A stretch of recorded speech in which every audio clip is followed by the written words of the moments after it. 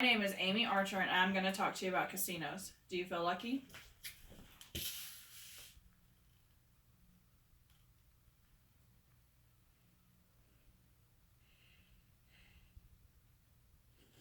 Here's my audience.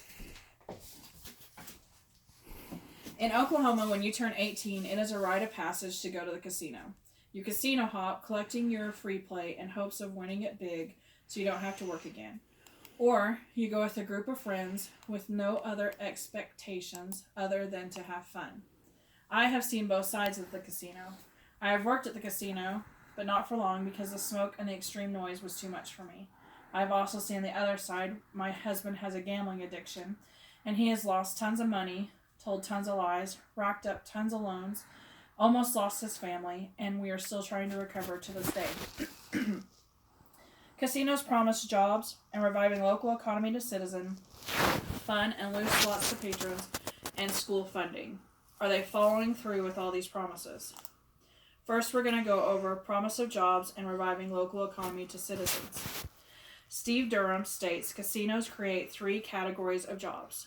These are direct temporary, direct permanent, and indirect jobs. The first kind is direct temporary. These are the jobs it takes to build the casino and get it ready to be open. And once it's open, their jobs are done. For example, architects, electricians, and interior designers. The next type is direct permanent. These are the jobs it takes to run the casino. For example, dealers, cooks, and waitresses. The last type is the indirect jobs. These are the jobs that are created because of an influx due to the casino opening. For example, a dry cleaner may need to hire another clerk to help take care of all the dry cleaning that's come in for the uniforms.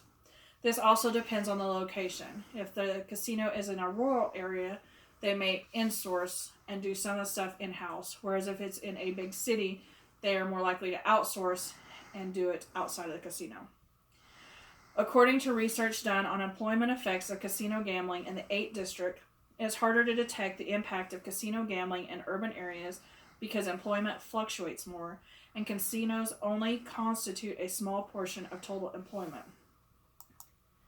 Haifeng Huang says casinos promise to promote economic development, but casinos are being blamed for increase in traffic, crime, gambling addictions, and other social problems.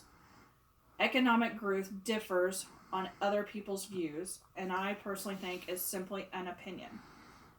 Next, we're going to go to odds of winning and promises of loose slots. According to John Matarese, many people don't realize that table games have much better odds than slots. They are intimidated by the thoughts of card sharks taking their money, so they play slots instead. Professor of Analytics Michael Magazine was interviewed by John and crunched the numbers and agreed that blackjack is the best way to go home with money in your pockets. You're somewhere between 44% to 48% in every single hand of winning. And according to eChecksCasinos.ca, a loose slot is one that's going to pay out at a higher rate than a standard low-playing slot machine.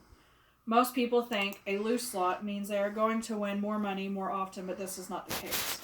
So unless you're really lucky, don't expect to win every spin. Next, we're going to go over the promise of funding schools. According to Mimi Kirk in Maryland, alone promises were made on funds being given by casinos, but the Baltimore Sun reported that the casino money the state had promised for public schools is instead going to other government expenses, and Baltimore schools have received less state money than they did before the casinos opened. And Mary Perez reported that Mississippi alone pays $12,000 taxes, 12% on taxes, 12% tax on gross gaming revenue. The breakdown from there is 8% goes to the state general fund, which is in part for education. $3 million goes to the bond sinking fund to pay for improvements to state roads and bridges, and up to 4% of the 12% is split between local governments and schools. In Biloxi, for example, 40% goes to the general fund, 20% to city public safety, 20% to Biloxi School, 10% to public schools in Harrison County, and the other 10% goes to Harrison County. Of the 151 school districts in Mississippi, only the districts in the 7 counties where casinos operated benefited from the local distribution. Last, we are going to go over the lasting effects on people. This I know from a personal side. My husband has a gambling addiction that he fights daily.